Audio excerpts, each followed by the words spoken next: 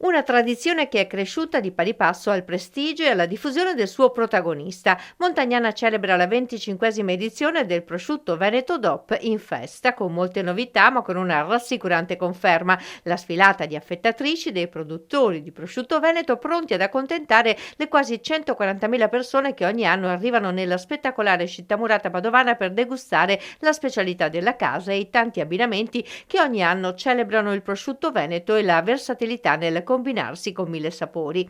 La festa quest'anno è fuori dalle mura, un peccato diciamo noi, ma nella nuova area ex Fornaci a ridosso di Porta Vicenza il quartiere offre più agevolmente anche spettacolo e intrattenimento fino al 25 maggio. C'è la possibilità di visitare i prosciutti, c'è la possibilità di visitare la cinta muraria di Montagnana e soprattutto possiamo anche degustare altri prodotti. Non dimentichiamoci che durante queste 12 serate ci sono anche degli intrattenimenti musicali, ma anche intrattenimenti culturali. Il turismo dopo in effetti è la strategia vincente per le piccole produzioni e per i territori che devono agire in sinergia per farsi promozione. Cioè noi da soli non potremmo farsi la promozione e anche il territorio, che non è magari quello notissimo, ha questa necessità di abbinare delle produzioni di eccellenza e quindi non è solo il prosciutto. Ricordo che non è solo Montagnana, ma sono 15 comuni di questa parte meridionale tra i colli iberici e i colli euganei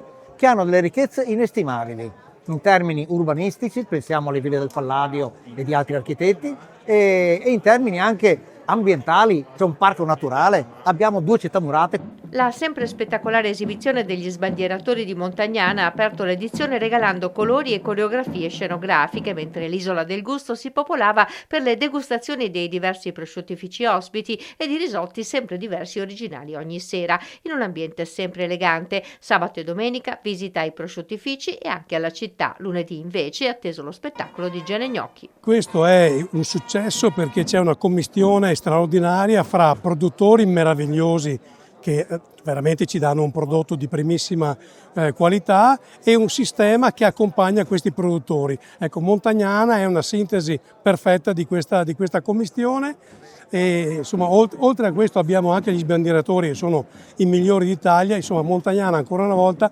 si veste a festa e ci regala queste qualità straordinarie. Per noi la valorizzazione dei prodotti locali, del turismo, sono elementi di grande forza